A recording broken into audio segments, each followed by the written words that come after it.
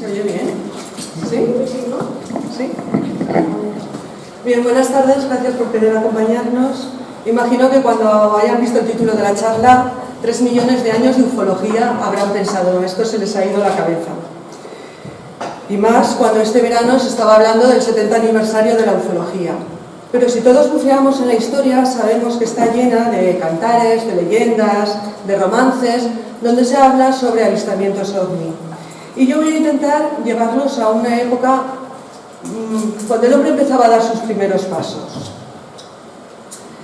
Y si queremos viajar hasta un sitio donde se recoge el día a día del hombre, tendríamos que ir hasta lo que se conoce como la Capilla Sistina del Paleolítico, una pieza única de la arqueología a 1800 metros sobre el nivel del mar, con más de 8000 figuras datadas entre 10.000 y 15.000 años.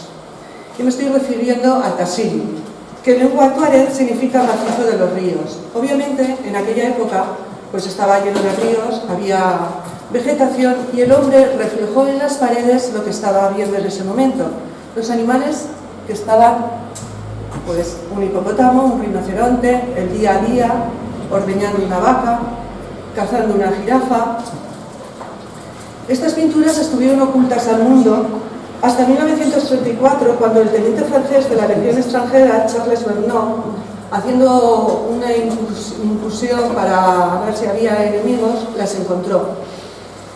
El explorador y etnólogo francés Henri Lot dedicó su vida a estudiarlas y comentó que era una verdadera obra de arte ver lo que allí se encontraba, donde el hombre explicó cómo estaba aquella zona, los ríos, cómo pescaban, cómo cazaban. Pero se encontró con unas piezas que estaban fuera de lugar, a las que llamó cabezas redondas. Aquí vemos lo que parece un astronauta, con cabeza redonda, un ser que parece que está flotando con un casco. Tenemos otro ser de cabeza redonda que parece que está anclado al suelo. Esto no sería más que una casualidad, porque para la arqueología normal esto no son más que dioses, pero hay quien piensa que esto no son dioses. Así David Coulson, de National Geographic, afirmó: con cabeza en forma de tulipán y cuerpo de reloj de arena, estas figuras parecen provenir de otro planeta más que de otra época. El arqueólogo ruso Alexander Kazamas, que investigó durante 1962 estas pinturas, afirmó: es más que probable que extraterrestres hayan visitado la Tierra hace 10.000 años. Esto no pasaría... Bueno, me dejo dos, perdón. Aquí vemos un ser que tiene una cabeza un poquito rara, llevándose a unas personas a algo circular, y esta imagen se le llama el rapto. Se puede considerar que era una abducción.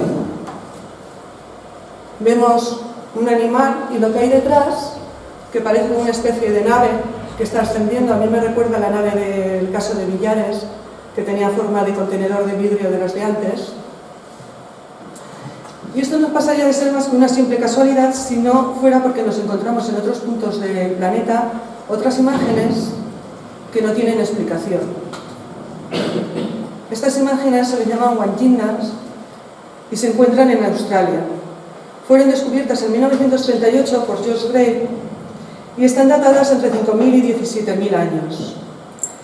En el idioma de los aborígenes significa cercano al agua. Son los espíritus de la lluvia y las nubes, los creadores de la vida en la tierra. Son sabios que trajeron la civilización y la prosperidad a los pueblos de la zona. Si seguimos viajando, nos encontramos con Palpa, en Perú. Aquí se han encontrado más de 1000 figuras que se encuentran en las laderas cerca de los ríos para que sean visibles. Recordemos que tanto Tassili como las Wanjina tienen relación con el agua. En Perú también nos encontramos una figura muy curiosa, en Puyurúa, que es esta especie de ser que tenemos aquí a la derecha, que no se sabe muy bien qué es. Y si seguimos viajando y llegamos a Utah, vemos a dos seres con antenas que están persiguiendo a los indios, y la parte de arriba, que se dice que es una nave que está aterrizando, la cola sería el humo que está dejando. Encontramos unos seres muy curiosos también, con forma de robot. Pero si estos robots nos parecen robots, estos todavía tienen más forma de robot. A mí, siempre que la veo, el ser este de las antenas me recuerda a las televisiones que había antes, con las antenitas encima de la tele, que algunos ni la habrán conocido. Aquí tenemos otra imagen de unas figuras muy similares. Son muy verticales, solo que entre la imagen de arriba y la imagen de abajo hay casi 10.000 kilómetros de distancia. La de arriba es Utah y la de abajo es Fuencaliente, en Ciudad Real. En Ciudad Real, también en Fuencaliente, nos encontramos unas imágenes muy curiosas que vemos aquí a la derecha, un ser, bueno, a la izquierda, un ser con 4 brazos, esta especie de ser que no se sabe muy bien lo que es. Esto es Italia. Aquí tenemos unos seres que llevan unos cascos que parecen estar irradiando luz. Y esto es Canadá. Bien, el hombre ha intentado dejar siempre constancia de su día a día y de aquello que veía y le parecía raro.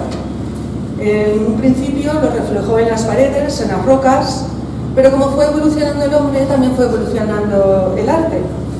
Y empezaron a dejar distintas manifestaciones artísticas, pero como sería muy pesado ver muchas, nos hemos centrado en unos seres que para la arqueología oficial, ya sé que voy a ser muy pesada, no dejan de ser más que unos seres antropomorfos, representaciones de dioses, pero que para otros recuerdan a los astronautas de hoy en día.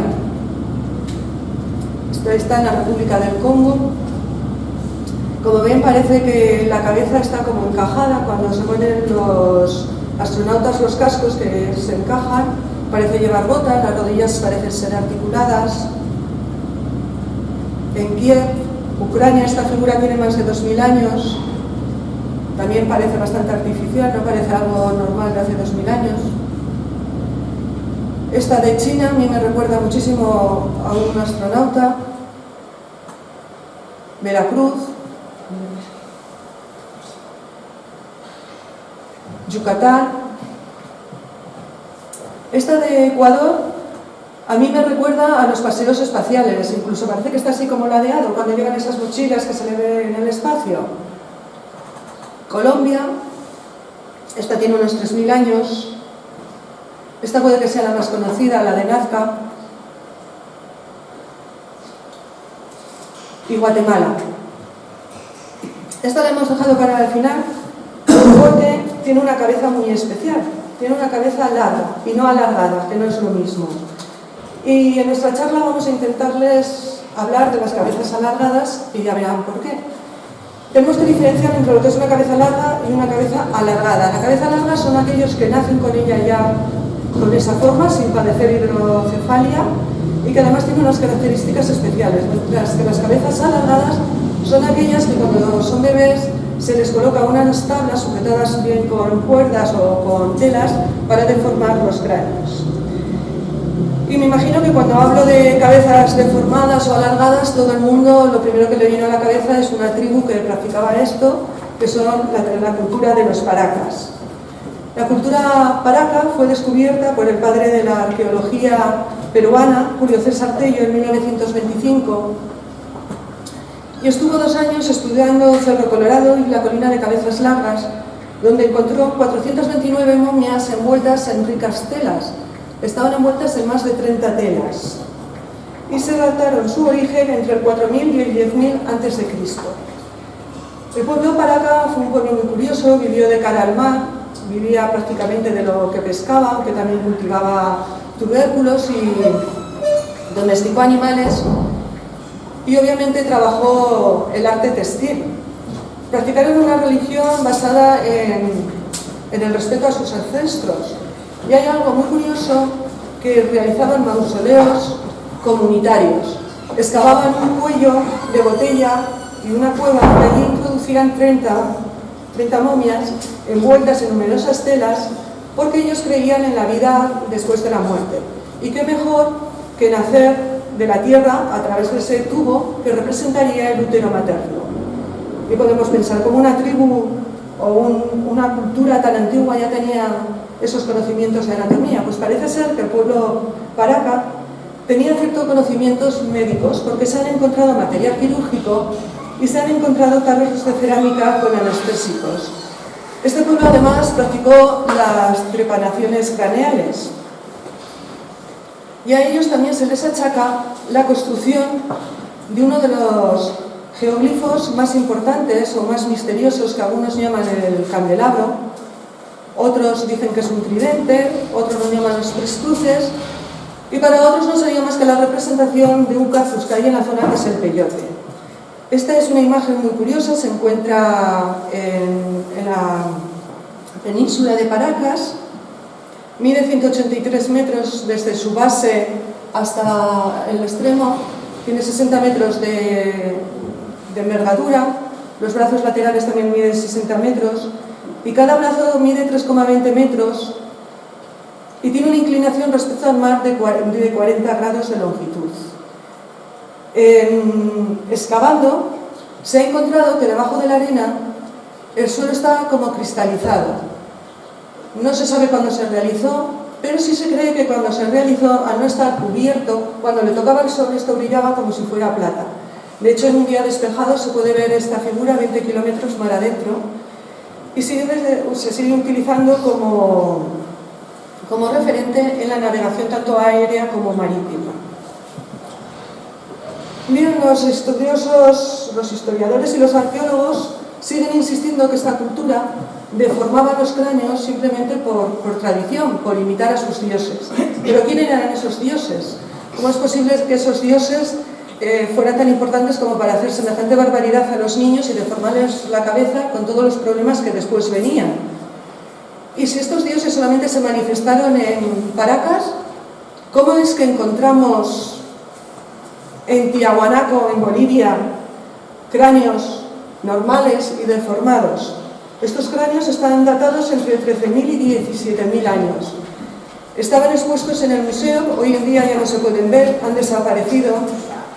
Se cree que están en colecciones privadas. Lo mismo sucedió en Malta, donde había una exposición de cráneos largos y no alargados. Y también han desaparecido todos y no queda constancia de esa exposición más que por las fotos que se han encontrado. Perú, vemos el cráneo alargado hacia atrás. Este no ha sido alargado. Hay una gran diferencia, ahora vamos a ver uno que este es de nacimiento. Este es un cráneo alargado porque termina en punta, en Chile, en Atacama. Una zona muy curiosa también, Atacama, donde se han encontrado vestigios bastante importantes. Argentina, también es un cráneo largo, no es un cráneo alargado. Y me dirán, bueno, todos están en Sudamérica, es muy fácil, los Paracas estaban en Perú, se han podido desplazar a lo largo de todo el continente. Pero ¿qué pasa cuando nos los encontramos en Alemania, en Hungría, en Austria, en Siberia, en un pueblo que no se sabe ni cómo se dice? Las dos están en Rusia y entre las dos ciudades hay 3.200 kilómetros de distancia. No por estar en Rusia, está cerquita. Aquí hay una muy curiosa, que es el niño de Grimaldi en Francia. En Francia no solamente se ha encontrado este niño, sino que se han encontrado restos de la época de los merovingios, que ya tenían la cabeza larga.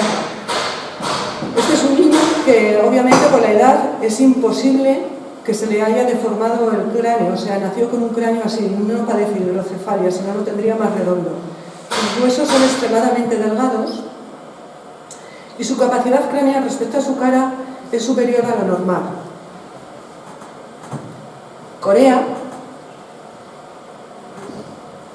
Irán, este también es un cráneo muy interesante porque pertenece al Neolítico. No creo que en el Neolítico ya conocieran los métodos de deformación. Turquía, Wisconsin y el Paracas. Esto es un cráneo Paracas. Si lo observamos, vemos las diferencias con un cráneo normal. Tiene una gran capacidad craneal respecto a su cara, en contra de lo que tenemos nosotros, y solamente tiene un hueso parietal, mientras nosotros tenemos dos, carecen de sutura sagital. Aquí lo podemos ver, vemos que solamente tiene un hueso, mientras nosotros tenemos dos huesos y tenemos una sutura en medio. Bien, nos cráneos paracas han dado mucho que hablar y en 2011 Brian Foster, investigador que defiende la teoría que hace 10.000 años entre Bolivia y Perú vivió una civilización avanzada tecnológicamente, que sería la que construyó las grandes obras megalíticas que existen en el continente, consiguió convencer a Juan Navarro, el propietario del Museo de Historia de Paracas, donde hay expuestos 35 cráneos paracas, para que le permitiera tomar muestras y realizar una prueba de ADN. Se tomaron las muestras de tres cráneos, entre ellos un niño, se tomaron a través del foramen magnum, que es un agujero que tenemos en la base del occipital, que es por donde va la médula, que en los cráneos paracas se encuentra más atrás que en los cráneos nuestros, y a través de ella pues escarbaron y tomaron muestras de hueso y también tomaron muestras de pelo, porque muchos de estos cráneos todavía mantienen el pelo. Se tomaron todas las medidas asépticas que se pudieron para que fuera lo más fiable y se mandó a 2 laboratorios en Estados Unidos y uno en Canadá. No se les dijo más que pertenecían a una momia. En 2014 uno de los genetistas se fue de la lengua y dijo que se había encontrado ADN mitocondrial y afirmó: tiene mutaciones desconocidas hasta ahora en humano, primate o animal alguno. ¿Estamos ante una nueva especie o estamos ante alguien que nos visitó y quedó algún resto? Esto ha dado ríos de tinta para decir que son la prueba viviente de que no fuimos visitados en la antigüedad. Pero el año pasado se dio a conocer ya los resultados, y los resultados dicen que es cierto que se ha encontrado ADN mitocondrial con 2 haplogrupos, el H2A y el T2B, que se encuentran en Europa Oriental y en lo que hoy en día sería Siria. Si a esto le unimos que algunas de las calaveras mantienen todavía cabellera y que es pelirroja, vendría a afirmar que las migraciones que hubo desde la zona de África a América se hicieron antes que lo que nos cuenta la historia. Para el investigador Marchuli, esto no haría más que afirmar que el pueblo paraca son los Nefilim de los que nos habla la Biblia. En el capítulo 6 del Génesis, en el versículo 1-2, dice: cuando los seres humanos comenzaron a multiplicarse sobre la tierra y tuvieron hijas, los hijos de Dios vieron que las hijas de los seres humanos eran hermosas. Entonces tomaron como mujeres a todas las que desearon. Para él, el grupo Paracas no serían más que esos híbridos entre seres hijos de Dios, seres que venían del cielo, que se unieron con los humanos y dieron origen a una nueva especie. Yo no voy a entrar en si tiene razón o no tiene razón. Creo que nos han estado visitando desde nuestros orígenes, desde tiempos inmemorables. No sé si han venido a ayudarnos, a estudiarnos o simplemente han venido de vacaciones. No sé si vienen de otro plano o vienen de otro planeta. Lo que tengo claro es que el hombre en su día a día ha querido dejar constancia de lo que veía y aquello que le parecía extraño. Y estos seres de cabeza deformada han quedado constancia a lo largo de toda nuestra historia. Si volvemos al origen de la charla, a Tassili, nos encontramos ya con que nos dibujan a 2 seres de cabeza alargada. Recordemos que de esto hace 17.000 años. En Siria tenemos una imagen, una cabeza, de 1320 a.C. Turquía. Esta es una de las figuras más interesantes que se han encontrado. Esta imagen pertenece a un grupo de 30 encontrados en Turquía que se les llama Stargazer porque, según dice la ciencia oficial, sus ojos miran a las estrellas de arriba, hogar de poderosas fuerzas divinas. Se le da una antigüedad de 3000 a.C. Pakistán, la cabeza es también redonda, alargada, esos ojos. Se piensa que tiene entre 7000 y 2500 a.C. Irán, esto es una diosa que nos llama la atención más que nada sus ojos, porque nos recuerdan a otro tipo de ojos. La República de Ghana, también una cabeza alargada. República del Congo, ya no solamente sus ojos, sino también su cabeza nos hace pensar en otra cosa. Esta figura tiene unos 4000 años antes de Cristo, fue encontrada en el sur de Lusor, se le considera la representación del primer faraón antes del periodo predinástico, y cuando la vimos, lo primero que nos vino a nosotros a la cabeza fue otra cosa. Pensamos, jolín, ¿cuánto se parece a esas figuras que nos describen, que se han visto en las habitaciones o se han visto en la carretera? Esos seres que van con una especie de sotana, encapuchados, que solamente se les ven los ojos y no se les ven ni las manos ni los brazos. ¿Podría ser una representación ya de eso? Aquí tenemos a Akenatón, a su mujer Nefertiti y a sus 3 hijas. Como vemos, tienen todos el cráneo deformado, alargado. Akenatón fue uno de los faraones más curiosos. Vemos su cráneo alargado, tenía unas facciones muy especiales. Si viéramos su cara de frente, tenía una cara como muy alargada, unas extremidades también muy largas, un vientre muy abultado, que después también lo veremos en otra foto. Y por primera vez se esculpió a los faraones tal como eran, porque Akenatón quiso dejar constancia de cómo eran. Aquí tenemos a Nefertiti, su mujer, y a una de sus hijas, se cree que es la Mama, que también tiene el cráneo alargado. Recordemos que existe la leyenda de que en Egipto los primeros faraones procedían de Sirio y que no eran humanos. Guinea, también es muy curiosa la imagen. El arte del Levante, todo el arte del Mediterráneo, se han encontrado bastantes figurillas con la cabeza alargada. La cultura maya, que puede ser la más conocida, en la que sus caciques se solían deformar la cabeza para poder parecerse a esos dioses. Esta también es una figura muy curiosa, la Venus de Frías. No se sabe muy bien si pertenece a Colombia o pertenece a Ecuador.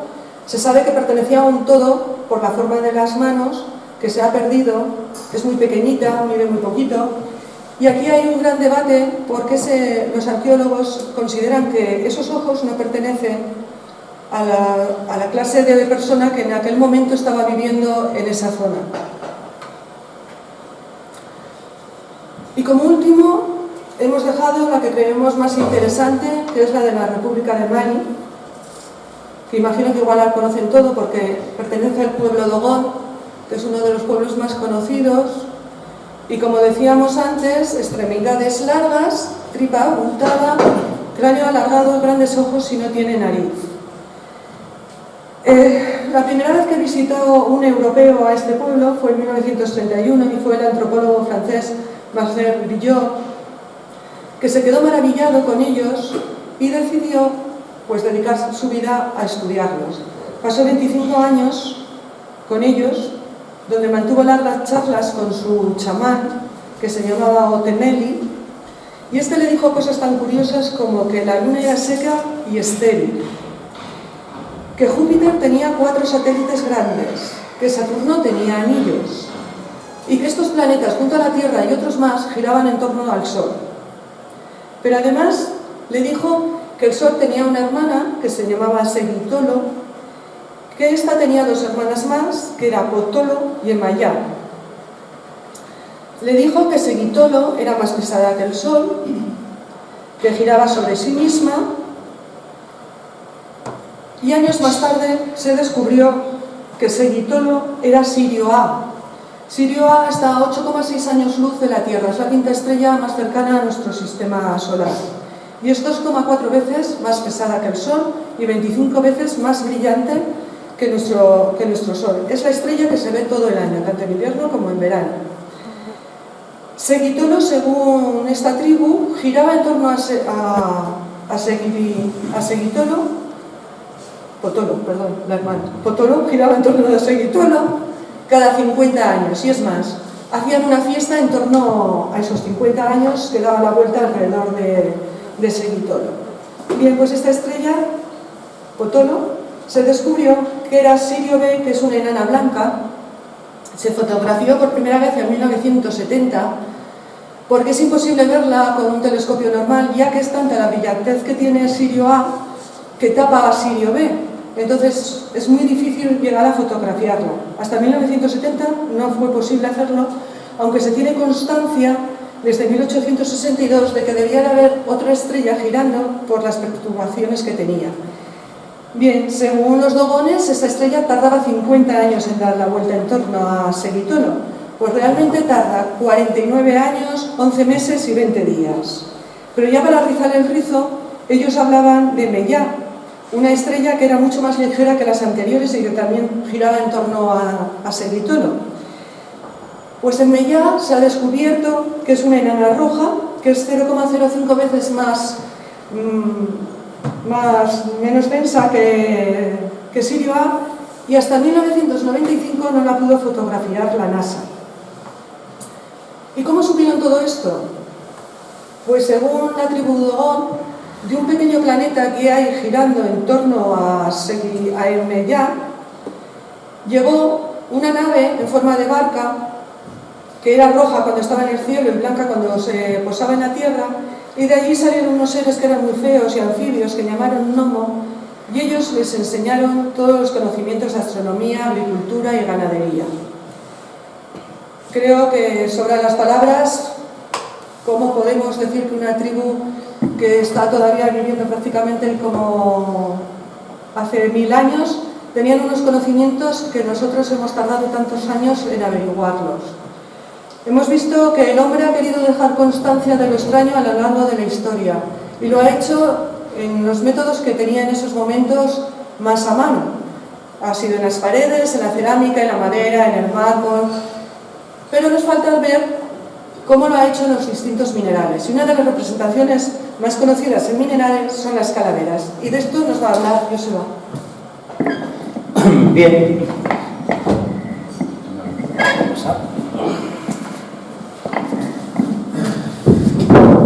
Charo nos ha presentado un estupendo recorrido por parte de nuestra historia, un recorrido pues, reducido y resumido, intentando mostrar algunos aspectos que sin duda pueden generar las suficientes dudas, que alimenten nuestra curiosidad o quizás nuestro escepticismo, ¿no?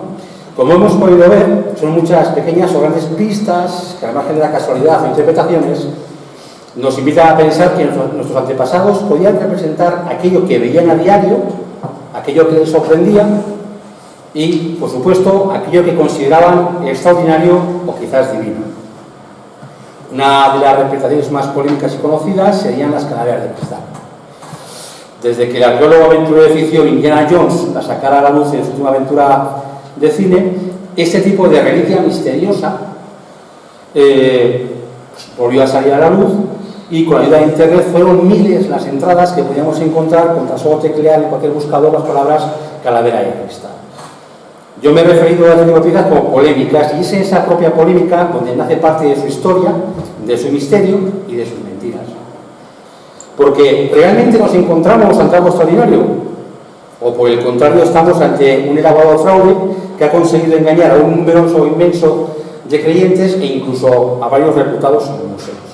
Ni Charo ni yo hemos sido grandes interesados en este tipo de piezas y su controvertida historia, pero por circunstancias que más adelante comprenderán, pues comprenderán por qué nos hemos visto empujados a estudiar e intentar desglosar la realidad de la ficción y la mentira de la realidad.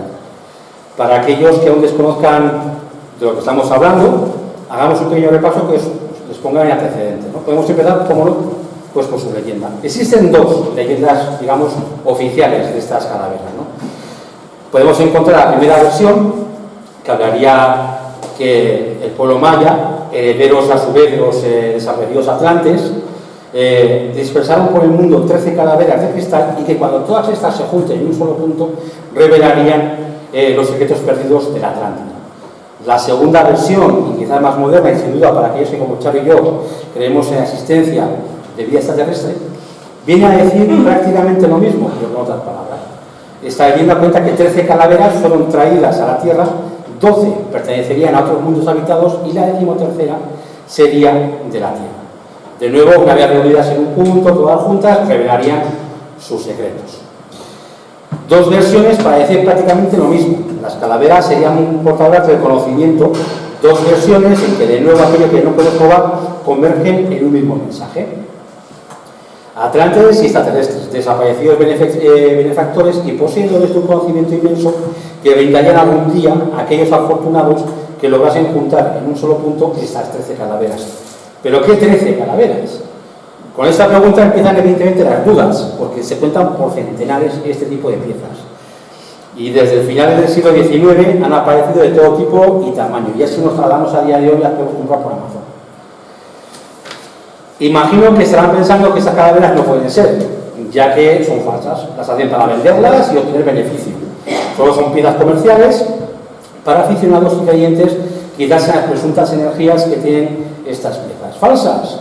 Bueno, esa no sería la definición correcta, a no ser que aquel que la presentase o vendiese asegurase que son antiguas, descendientes de pueblos y civilizaciones antiguas o perdidas como los mayas, aztecas, atlantes, extraterrestres, y tras estudiarlas se comprobase que son meras piezas de cristal de cuarzo realizadas por manos humanas empleando técnicas de talla moderna.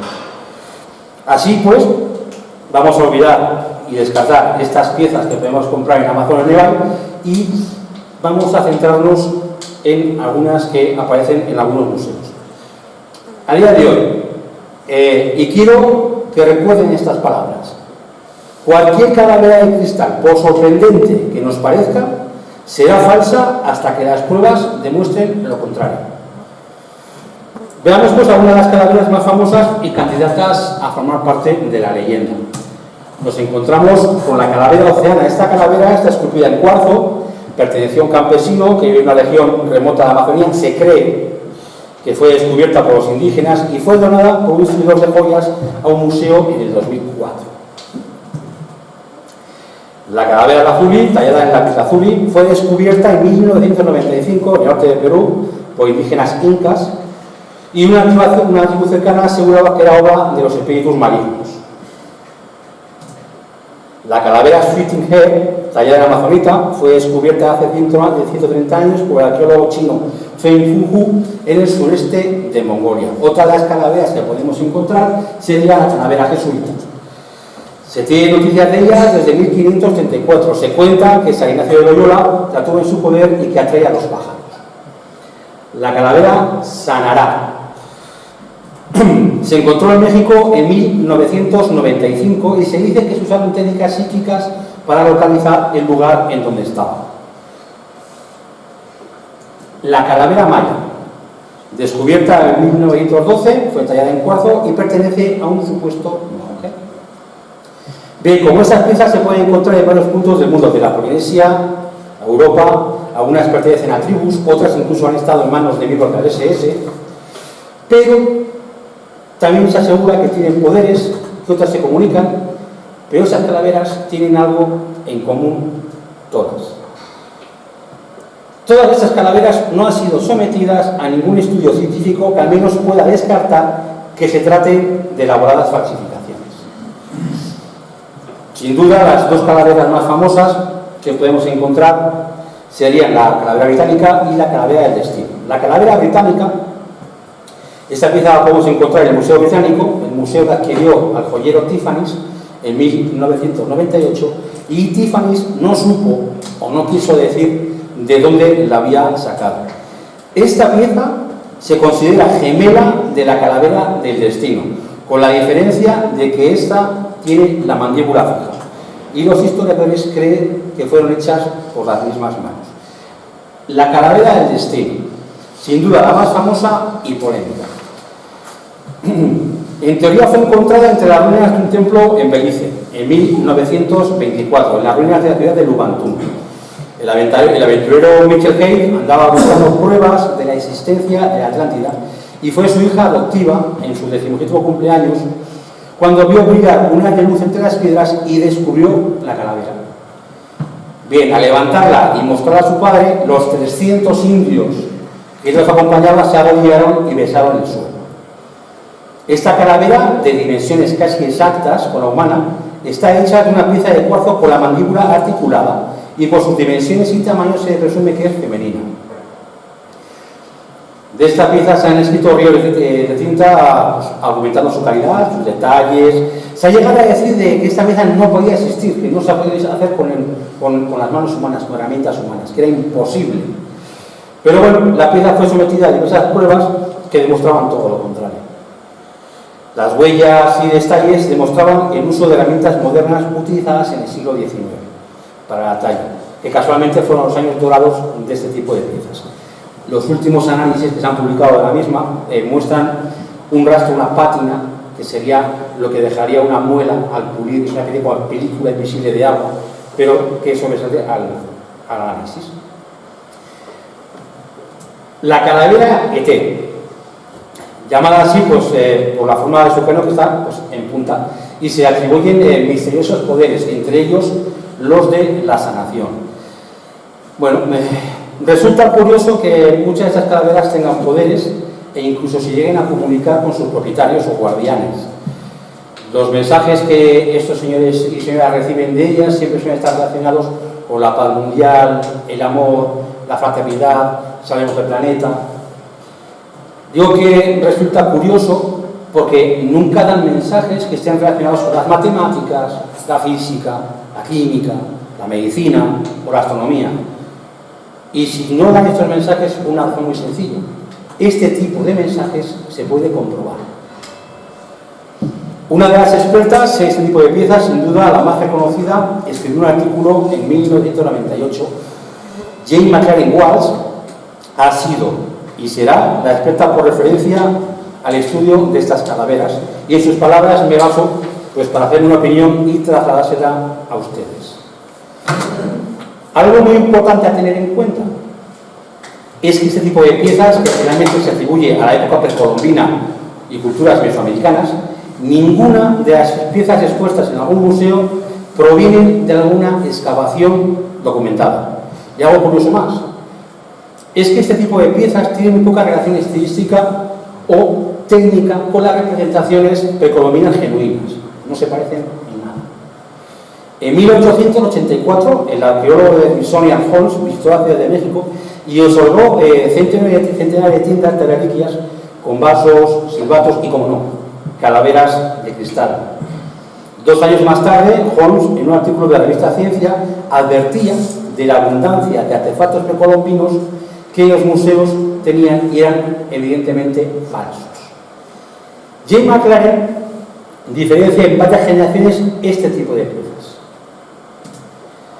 Nos encontraríamos con la de primera generación y consideradas como piezas realizadas en la antigüedad. Eran de pequeño tamaño, presentaban imperfecciones, su pulido sería tosco y todas ellas tenían algo característico, un taladro vertical que se podría variar en su profundidad y que se emplearía como punto de sustento para bastones ceremoniales, esculturas, etc. Las de segunda generación, y ya consideradas prácticamente falsificaciones, serían de un tamaño natural, se habría perdido ese taladro vertical característico y su pulido sería cristalino. Una tercera generación de esas calaveras, que ya consideradas evidentemente falsas, tenían el mismo tamaño natural, su pulido sería perfecto y cristalino, se enseñaría mandíbulas articuladas y el modelado de ojos y dientes sería casi perfecto. Jane McLaren añade que existen pues, calaveras de cuarta, quinta y sexta generación donde se han empleado materiales como el vidrio, la resina, incluso las impresiones 3D para realizarlas. Estos son datos aportados por alguien que se ha dedicado al estudio y análisis de las calaveras, pero como ya he dicho, en ocasiones estos estudios chocan entre sí, dejando abierta la puerta a la especulación y a la imaginería popular. Pero imaginemos que alguna calavera fuera verdadera. Quizás en alguna colección privada podríamos encontrar alguna de estas piezas y sus propietarios, sabedores de los posibles beneficios de las mismas, estén estudiando la forma de acceder al secreto que ocultan. ¿Qué secreto? El conocimiento. Una de las líneas más científicas, por llamarla de alguna manera, que defiende la posibilidad de que estas piezas de cristal de cuarzo estén almacenando el conocimiento de otras civilizaciones, quizás anteriores a todas conocidas o quizás venidas de otros planetas. Piezas de cuarzo capaces de almacenar información como si se tratasen de disco duro. No sería la primera vez que lo viésemos. Ya, de nuevo, el cine, uno de los extraterrestres más famosos, Superman adquiría el conocimiento de su planeta pues gracias a los cristales que llenó de información su padre y envió con él a la Tierra. Pero esto es ciencia ficción, ¿no? Bien, año 2012, la compañía Hitachi, japonesa Hitachi, creó unos cristales de cuarzo capaces de almacenar millones de datos prácticamente indestructibles y que podrían durar para siempre. Datos grabados en el interior de estos pequeños chips de cuarzo que parecen cristalitos con un láser en código binario para luego ser reproducidos. Estamos hablando del 2012, en los tecnológicos el 2012 ya es la prehistoria. Estos chips han avanzado en su calidad, su tamaño y su forma. Pero vamos a imaginar por un momento que uno de estos chips, por ejemplo, sobrevive no 3.000 años ni 15.000 años, sobrevive 100 años. Y las personas que dentro de 100 años no sobrevivan, se lo encuentren, sabrían lo que tienen en la mano, sabrían cómo reproducirlo, sabrían lo que es. Vamos a hacer un pequeño juego, porque a mí me gustan mucho los juegos y los experimentos. Por favor, que levante la mano cuando yo pongo las imágenes, no ahora, que sepa lo que es, que sepa cómo funciona y que pueda utilizar hoy. ¿De acuerdo? ¿Lo puedes usar hoy? No. Entonces la mano abajo. Que sepas lo que es, que sepas cómo funciona y que puedas usar hoy.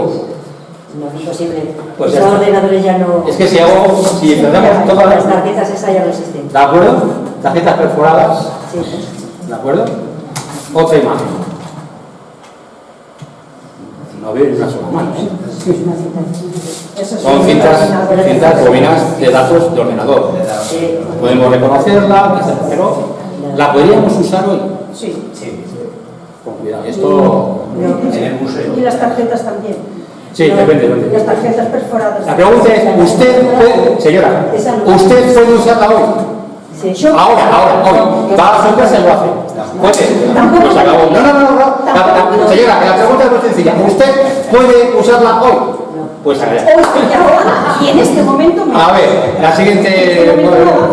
No se puede usar, se llama. ¿Esto qué es? Eso es una bobina abierta. Sí, se puede usar, ¿verdad? Sí. No. ¿Vale? ¿Otra imagen? Sí. Esa sí, Se puede usar. sí, esta tiene trampa porque es una cinta para almacenaje de datos en Basic, Word y código máquina. Pasa a ver, podemos usar. Tenemos un disco, ¿no? Es que... Esos tampoco, Eso sí, ¿no? Minidisc. Bueno. También. Eso aquí lo podría usar hoy. Sí. ¿No? Alguien podría usarlo, ¿verdad? A ver. Bien, no quiero extenderme mucho, quiero decir que no estamos hablando de 3.000 años, no estamos hablando de... sino estamos hablando de que quizás si nos encontrásemos pues una tarjeta perforada, igual sabiésemos lo que es, igual podríamos ir a jugar, pero la inmensa mayoría de la gente no sabía lo que tiene en la mano y no sabía cómo reproducirlo. Y hablamos de 100 años, no hablamos ni de 1000 ni de 2000. Bueno, no quiero extender mucho el tema, pero hay un detalle que quiero compartir con ustedes, una tontería. Si aceptamos por un momento que estas calaveras son reales, que realmente una raza más avanzada lo agregó, ¿por qué tienen forma humana? Hemos escuchado a Chava anteriormente y nos ha mostrado las imágenes de aquello que nuestros antepasados pintaron, grabaron, esculpieron. Nos ha hablado de dioses que vienen del cielo, de esos dioses que interactuaron con la incipiente raza humana y que llegaron sus conocimientos y quizás nos dieron ese empujón evolutivo. Hemos visto cómo lo representaban, sus cráneos no eran como los nuestros, ¿verdad? Si nosotros quisiéramos, por ejemplo, representar nuestra capacidad, nuestra inteligencia y guardar esos datos para la posteridad, todas las generaciones, en una escultura ¿no? que sobreviviese al tiempo, lo haríamos en una talla que reflejase la cabeza a un cerdo, o lo haríamos ¿no? en nuestra propia forma. Son dudas que... Entonces, esos seres, ¿por qué elegirían la forma humana? Recordamos al pueblo Dogon, un misterio de hoy, recordamos sus tallas, esa representación de aquel que vino de Sirio, recordemos la forma de su cabeza, alargada, sin nariz, de grandes ojos. ¿Hay alguna calavera de cristal? Como la... Yo creo que no parece nada lo que el pueblo Dogon dijo. ¿Existe alguna posibilidad de alguna calavera de cristal alargada, sin nariz, de grandes ojos? Pues la hay. Sí, señores, la hay. Bien, 13 de julio de 2016. Suena el teléfono y al otro lado se identifica una persona, dice que llama desde Bogotá y que ha adquirido en un mercado de Mordaña una pieza que para él es única y que como español quiere que sea estudiada en España. Nos propone que investiguemos la pieza. En un primer momento nos quedamos un poquito así asombrados, lo cogemos con pinzas, pero después certificamos que todo lo que él nos ha dicho sobre su currículum y demás es cierto y empezamos a mantener conversaciones con él. Y le pedimos que haga un primer análisis, que la lleve a un laboratorio. Y la lleva al laboratorio más importante que hay en Bogotá, que tiene certificado GIA, que es el certificado más importante que puede tener un laboratorio de gemología, y hacen el primer estudio de la pieza. Lo que nos dice es que es una gema, que es transparente, incolora, color claro, que es muy pequeñita, pesa muy poquito, tiene forma de cráneo, que es de cuarzo, cristal de roca, dureza 7, lo normal en el cuarzo, su calidad es muy buena, su simetría es excelente, pero lo que nos interesa es el resumen. Nos dice que la fecha de la talla es desconocida y que el método empleado para hacerla, desconocido. Es una pieza antigua. Seguimos manteniendo conversaciones con el propietario y nos dice que va a viajar a España para poder traerla. La pieza llega a España el 8 de diciembre. Y nos pide que vayamos a Madrid a buscarla. Así que fuimos a Madrid, quedamos con él en el hotel, estuvimos hablando y ya nos dijo, bueno, queréis verla, ¿no? Estábamos muy nerviosos. Estaba bastante nerviosa. Hay que entender que llevábamos esperando desde julio, porque esta pieza iba a venir a España, la íbamos a tener a las manos pues prácticamente en agosto. Por motivos profesionales del propietario, pues no pudo ser, y no fue hasta el 8 de diciembre cuando por fin nos pudimos sentar delante de él y ya vi la maleta. Bueno, cuando nos enseñó la pieza, pues te quedas, la verdad es que la primera vez que la ves te impacta. Porque aunque sabes que es pequeña, no te la imaginas tan pequeñita, cabe en la palma de la mano. A mí me da una sensación de ternura, bueno, me da ganas así de abrazarla, de cogerla, yo sola no, claro. Pero verdad que es muy tierna, es una cosa como muy amorosa. Bien, pasamos el día con él, estamos hablamos de las distintas cosas que se le puede hacer a la pieza. ¿Y cuál sería nuestra sorpresa? Cuando al final del día nos dicen, llevaros la pieza y en enero yo voy a Zaragoza y la recupero. Tenéis como 2 meses para que podáis estudiarla y presentarla, digamos, en sociedad. Pero entre medio teníamos unas vacaciones, las de Navidad. Bien, vinimos con la pieza a Zaragoza y una vez en Zaragoza nosotros necesitábamos una segunda opinión, alguien que nos reafirmara aquello que ya nos habían dicho en Bogotá. Y decidimos llevarla pues, a un laboratorio de estudios gemológicos en Zaragoza. Hay que entender que el laboratorio que venía, el análisis que venía de Colombia, como ha dicho Charo, tenía el sello de calidad GIA. GIA es el sello más importante que existe en América para el reconocimiento de gemas y pues, darle su valor. O sea, hablamos de millonadas. GIA es un sello certificado de calidad. Pero necesitábamos comprobar, evidentemente, que lo que nos había llegado de Colombia era cierto. Hay que entender que un propietario desconocido nos decía que eso le había dicho un laboratorio. Parafraseando a un actor de CSI, Wilson, hay que entender que las personas mienten, pero las pruebas no. Entonces necesitábamos pues, corroborar. Llevamos esta pieza al laboratorio y punto por punto el gemólogo, tras hacer los análisis, certificó lo que desde Colombia nos habían ido diciendo. Algo que destacamos del mismo informe, prácticamente de las palabras, es que este añadía: las líneas de abrasión y fluidos superficiales son típicas de una elaboración artesanal, conocida desde tiempos muy antiguos. Líneas de abrasión y pulido. Esto quiere decir que la pieza había sido desgastada o desbastada y había dejado unas líneas características de ese proceso. Bien, no contentos, evidentemente, somos investigadores y somos muy curiosos, decidimos buscar una tercera opinión y acudimos al Departamento de Ciencias de la Universidad de Zaragoza en busca de esa segunda opinión. Tercera. Bien, ayer fue la primera vez que podíamos verla con un microscopio, con una gran calidad, claro está. La gemóloga que nos atendió nos pidió estar en el anonimato, pero sí nos confirmó varias cosas. Para ella era un canto rodado y utilizaron esa forma para construirla, para tallarla. También nos comentaba que no está tan pulida como parece, que hay zonas que no están pulidas, y es cierto, verla a través del microscopio se ve que, por ejemplo, lo que es la parte del paladar y los ojos no está pulida.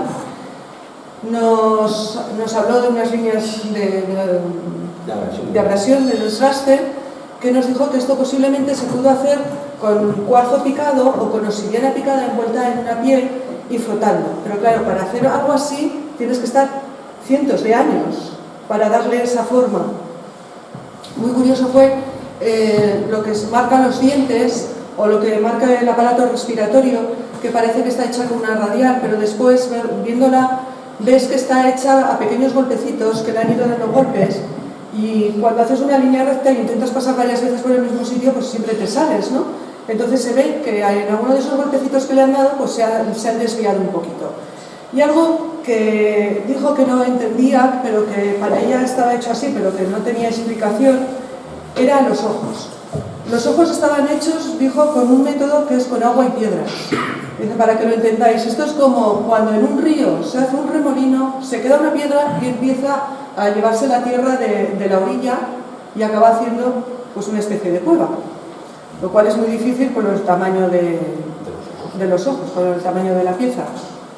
Bueno, había una duda en el aire desde que nos la enseñó, y es que hay que entender que, por ejemplo, en países como México las calaveras forman parte de la cultura, es algo que tienen, pues, como en España, las castañuelas.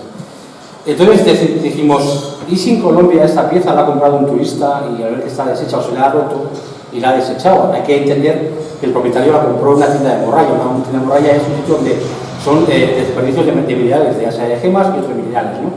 Así que decidimos enviarle a una de las mayores expertas que hay en Colombia, directora de un museo, a Doris Rojas Acevedo, una serie de fotografías en busca de esa opinión. Bueno, pues le trasladamos nuestras dudas a esta señora y nos respondió que este tipo de piezas no lo han visto en las colecciones de precolombino de Colombia. Es complicado ver, evidentemente, por medio de las fotografías, la técnica de manufactura y el diseño. Y añadía que el cuarzo fue trabajado por algunos grupos de Colombia, la Colombia prehispánica, en cuentas y dijes, en cosas muy pequeñitas.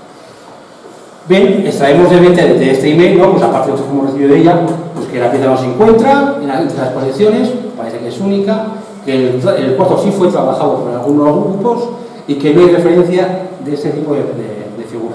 Entre líneas leemos, pues eso, que la posibilidad de que trate de un souvenir casi ha quedado descartada. Evidentemente, una antropóloga colombiana, si nosotros le mandamos una foto de esto, es como si le mandamos a un antropólogo español una castañuela. Nos diría, señores, esto es algo que se vende en cualquier tienda. No obstante, acudimos de nuevo en busca de información al Departamento de Arqueología también de la Universidad de Zaragoza para que nos asesorasen de lo que estábamos estudiando, de lo que estábamos recopilando.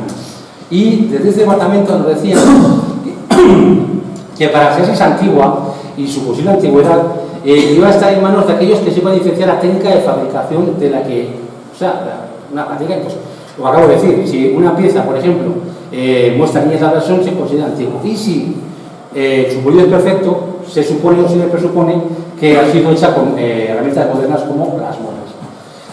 El problema que teníamos, y también ya lo sabíamos y nos lo dijeron, es que para que una pieza se sepa su valor o su antigüedad o si realmente es verdadera, habría que conocer el lugar de procedencia, o sea, la excavación o la herramienta con la que se ha hecho. Desconocíamos de dónde había salido, luego no sabemos, evidentemente, de qué excavación procede. Y si ya lo escuchado anteriormente, muchas de las piezas que están expuestas en el museo tampoco provienen de una excavación reconocida o documentada. Con todos estos datos decidimos, y ante la premura de entregar la pieza a su propietario, necesitábamos presentarla, digamos, en sociedad, buscar la opinión de otros investigadores y amigos, y para ello organizamos el día 21 de enero en Zaragoza una pequeña presentación en donde pues aportamos todos esos datos que conocíamos, ¿verdad? Sí, la verdad es que, bueno, tuvimos muy mala suerte, hizo un tiempo horroroso, con lo que muchos compañeros no pudieron asistir. Y tampoco pudo asistir el propietario que iba a venir, pero se hizo acto de presencia a través de videoconferencia. ¿Y cuál sería nuestra sorpresa cuando al terminar nos dijo, no, os quedáis la calavera y la seguís estudiando y ya hablaremos? Así que de ese momento empezamos a estudiarla. Hay algo que he dicho que quería que recordase, y es que cualquier calavera que aparezca será falsa hasta que las pruebas demuestren lo contrario.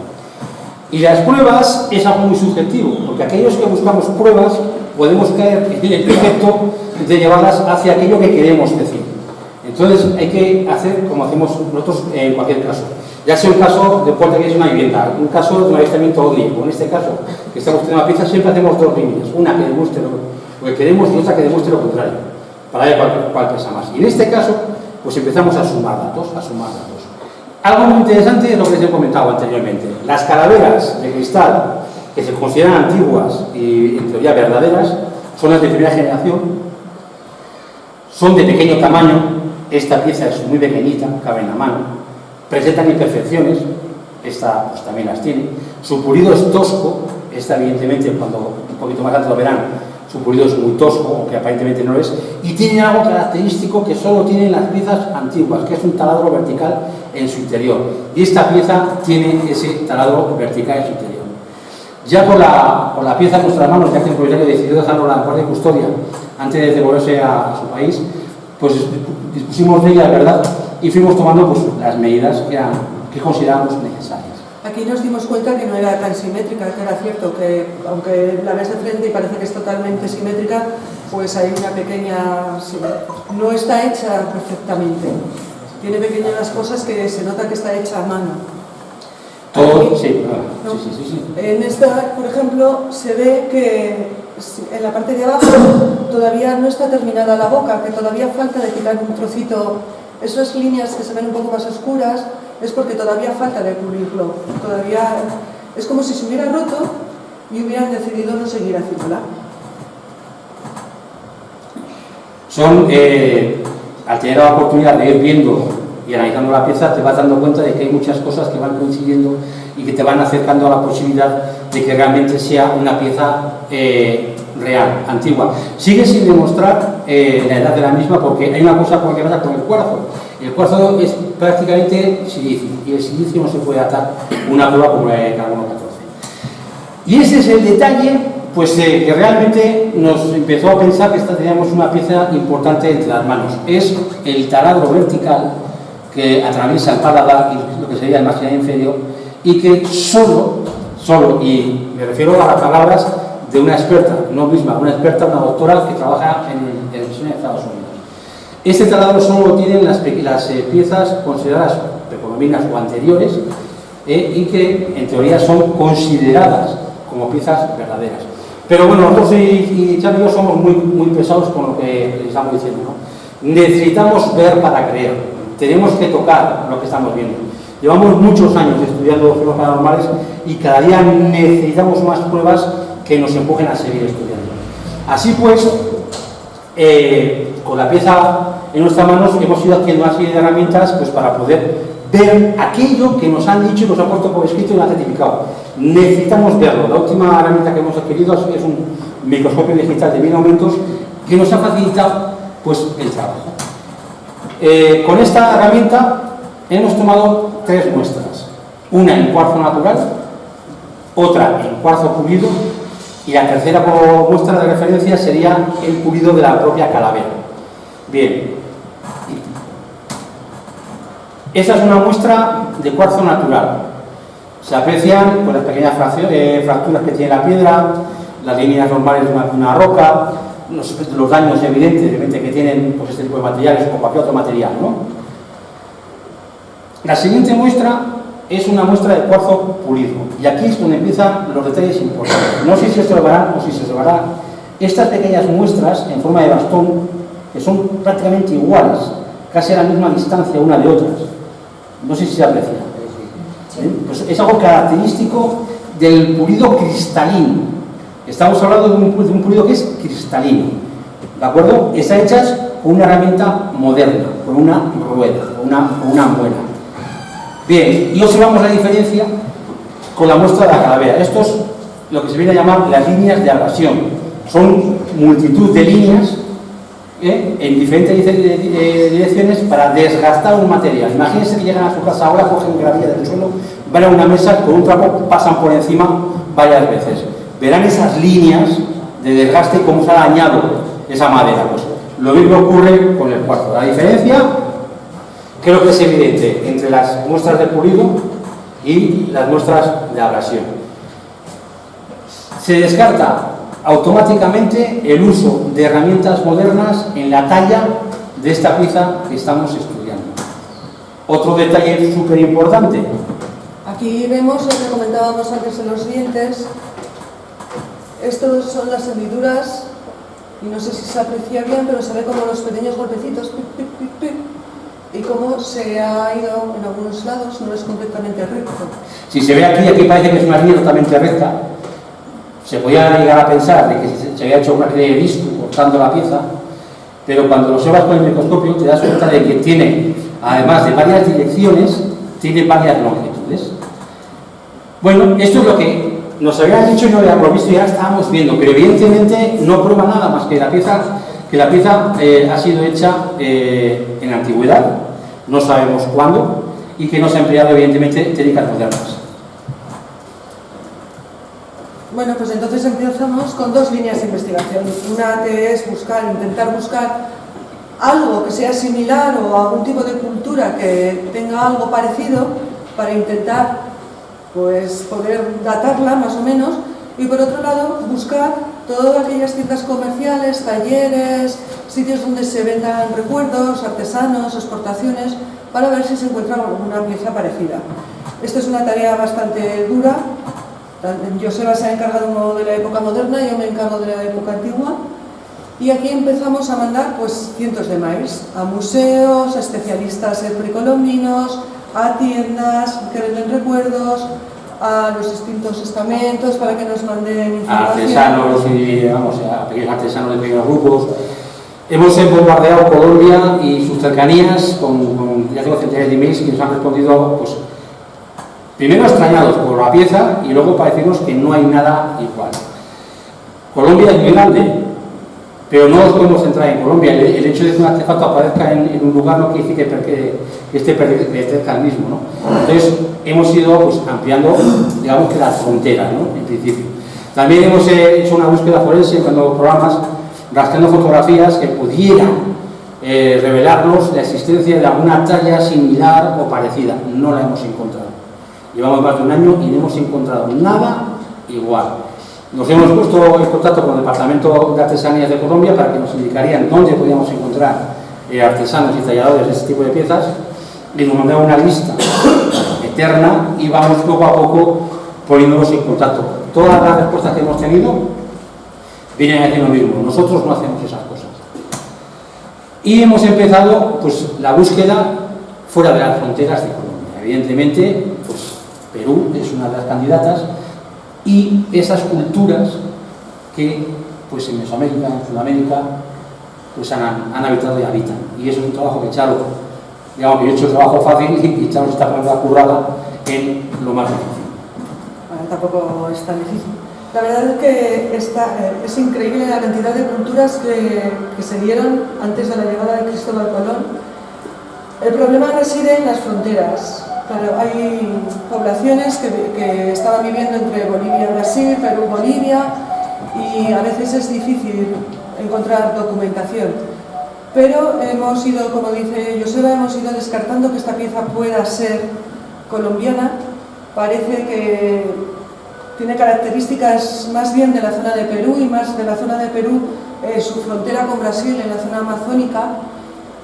Y por ahora la línea de investigación va más hacia Perú, Amazonas, que hacia Colombia.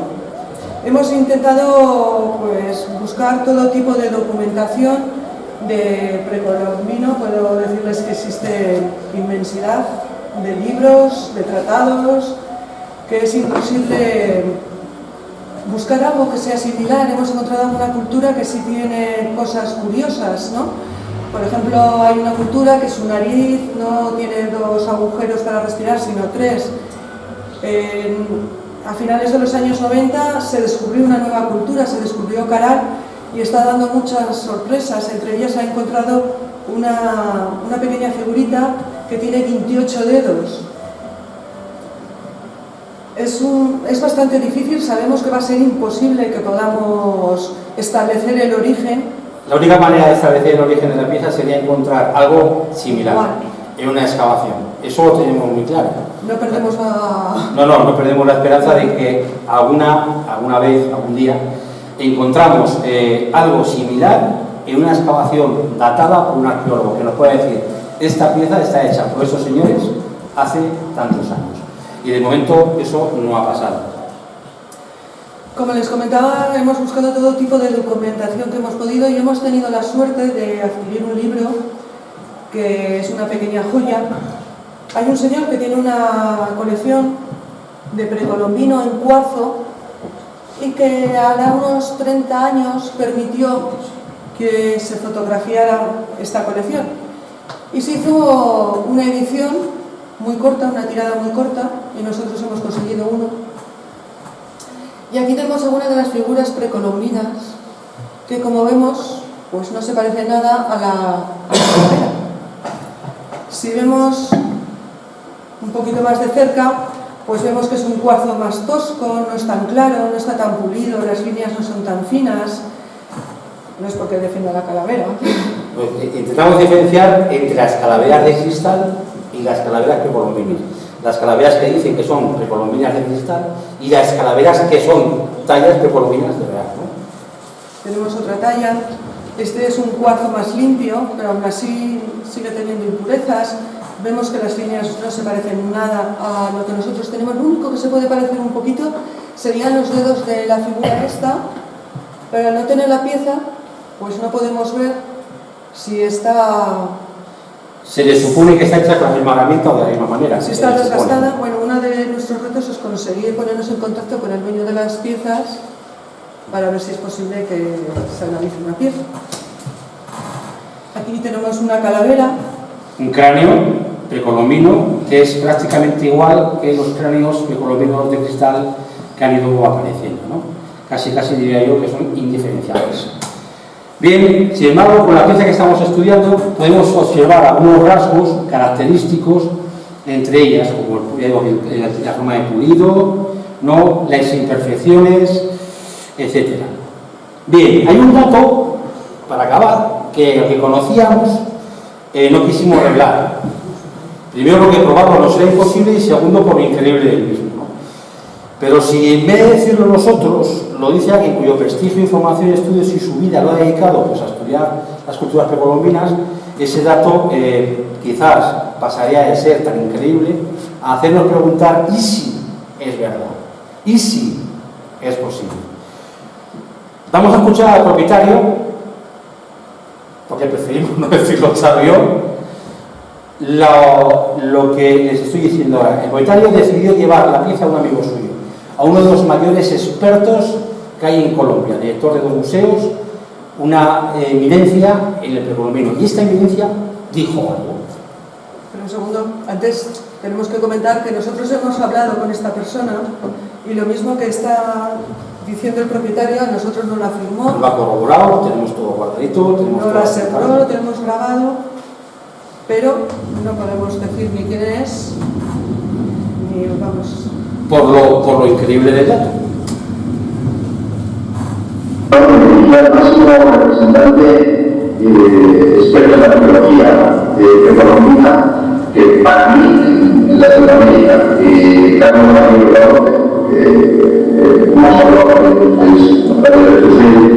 y unos examinando más críticos de los libros, actualmente es el médico o el divulgador, el expertise más importante en precolombino en toda Colombia, director de los museos, es amigo mío personal de sus casas, que nos montaje de revisar la pieza y para otros instrumentos y demás. Y lo mismo, textualmente, lo más extraordinario que hemos vivido. Jamás había tenido una pieza igual. De la de decir, única en la antigüedad. Para mí es que proviene de una cultura que un asentamiento del Perú de 3.000 y pico años extraterrestre, que no tiene extraterrestre. Y le digo, bueno, pues ¿cómo me lo explico? Me dice, Óscar, tú sabes que estamos décadas, y yo tengo un por escrito al día siguiente, no leo un libro, no puedo publicar nada, me despiden de los museos, ¿no? Bien, terminamos con una última reflexión, una paralela quizás, ¿no? Una opinión personal. Dudamos mucho que ese conocimiento oculto nos llegue de unas calaveras falsas o no de cristal. El conocimiento nos llegará de aquellos que lo tienen y callan, de aquellos silenciados por sus colegas y repudiados y hablan. Nos llegará de aquellos que quizás mañana decidan contar lo que saben y no se atreven. Ese conocimiento nos llegará haciendo las preguntas correctas, mirando más allá de las orejeras de burro que la ciencia nos pone y cuestionando si todo aquello que nos han vendido como nuestra historia quizás no sea solo la nuestra. Muchas gracias.